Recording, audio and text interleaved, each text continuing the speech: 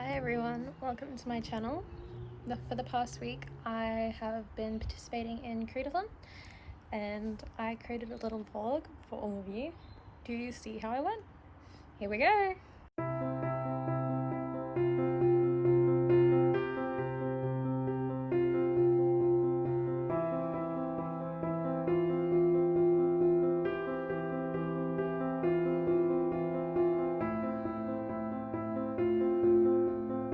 I read Kim Ji-young born 1982 or 82년생 Kim Ji-young by Cho yesterday, and I gave it 5 stars, which is pretty sick. In terms of content, I thought it was really insightful and really brought to light some of the issues about Korean women that aren't very well known outside of Korea. So I thought that was really interesting. And then the next book that I am going to be reading is a book called The Incendiaries by Kwon, which is about a girl who gets, I think she gets like obsessed with this like North Korean cult, which I think is going to be really interesting. I've heard it's a really great book by a debut Korean author, so I'm quite pumped for it.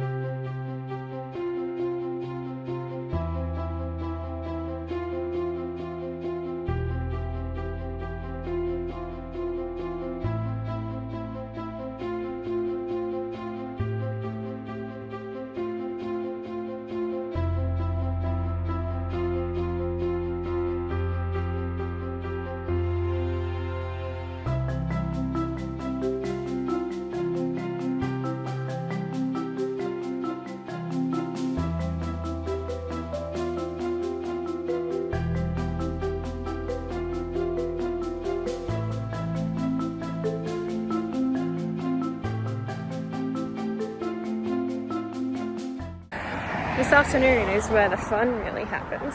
This afternoon I'm getting a tattoo. It'll be my second tattoo, which will be awesome. It is bookish because I'm a nerd.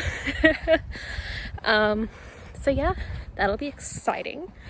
I'm hoping that will be pretty cool and that they'll let me film. So yeah, today's exciting. In terms of Koreadathon, I have finished The Incendiaries by Kwon, and I gave that book 3 stars. I found it really interesting, and like the writing was really like cool and like acrobatic and stuff. It was really interesting, but I have no clue what happened in that book. I don't know whether I'm just dumb as hell or whether that's a valid point, but I have no clue what happened. I also read an arc that I have, which is Finding My Voice by Marie Myung-ok, and that arc, the book is coming out, it's third release I think, and it's coming out in December, so I'm very excited for that, and I think you should be too. I rated that book 3 stars, just like I did The Incendiaries.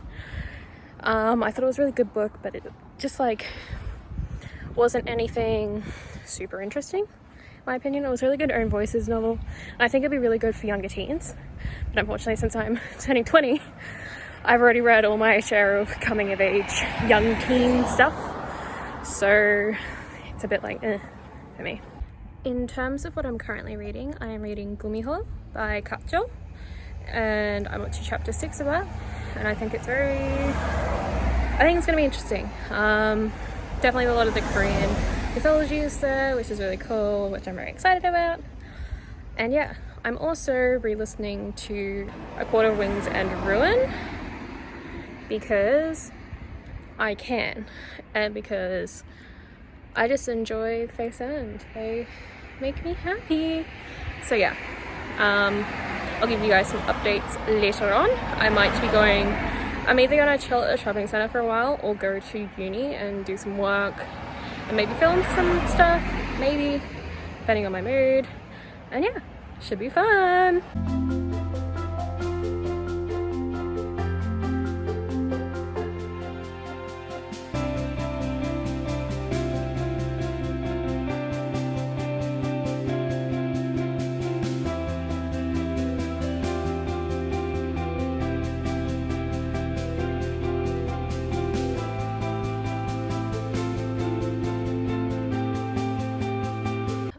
made the executive decision that I've finished. So I managed to read 5 books. Unfortunately, that did not include the group book because I couldn't find it anywhere. But I did manage to complete all the other challenges. I had Korean food this week, I had bulgogi, and I will be watching a episode of Itaewon Class today after I finish filming this, which will be fun. I'm very excited. I love Park Seo-joon, so that'll be interesting. The first book that I read was Kim Ji-young, born 1982, by Cho Nam-ju, and I gave this book 5 stars.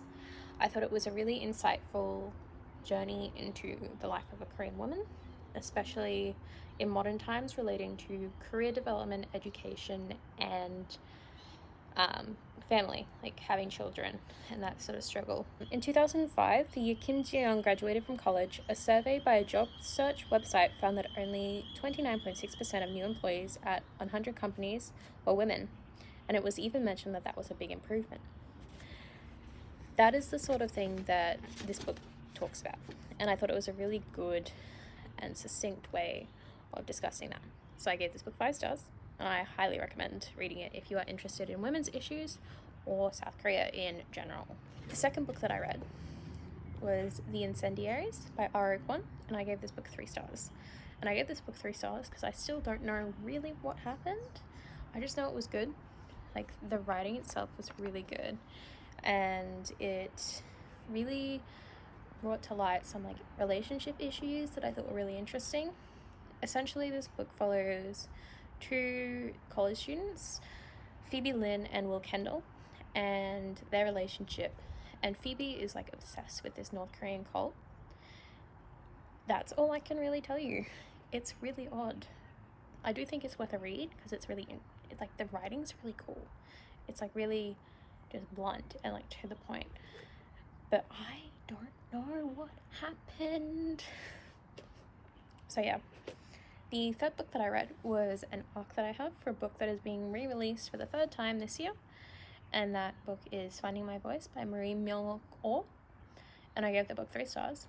It's a coming-of-age story about a girl named Ellen Sung, and she is a high school senior looking at going into college and going into med school.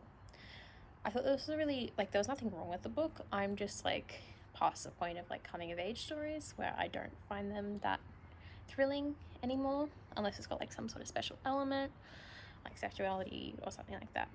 I do think it's worth a read if you're a younger teenager, like the 14-15 kind of bracket, but it just wasn't for me, unfortunately. The 4th book that I read was Gumiho, or Wicked Fox by Kat Cho, and I gave this book 4 stars. 3.5, 4 stars. I'm still undecided. This follows a girl named Gumiyang, and she is a gumiho, or a fox spirit, and she loses her fox bead to this guy named Ji-hoon Hyo. I really enjoyed the mythology in this. I really enjoyed how it tackled sort of those issues with like mythology and changing stories. It was a really good urban fantasy set in Seoul, which I never see, which was really exciting. My main complaint and main gripe with this is in the romance. I thought it was very insta-lovey. I did not enjoy it that much. I didn't think it was realistic. But I'll read the companion that is coming out for this, and hopefully that'll put a better spin on it. But yeah, I would recommend this if you are interested in Korean mythology, because it was really, really good and really unique for a YA fantasy. And then the final book I read is Human Acts by Han Kang, and I gave this book 4 stars. This book is about the 518 movement, or the Gwangju Uprising, that occurred in 1980 as a result of brutalities and the oppressive movement of the government. This is the first book I've ever seen that tackles this time period and this sort of issue, and it was phenomenal. I really enjoy Korea's uprising history, sort of the Gwangju Uprising, March 1st movement, that sort of thing. And this was a really insightful book for that. Han Kang, as an author, she really just went for it, and like she did that. It's fantastic. Just, I don't want to tell you too much about it, just read it.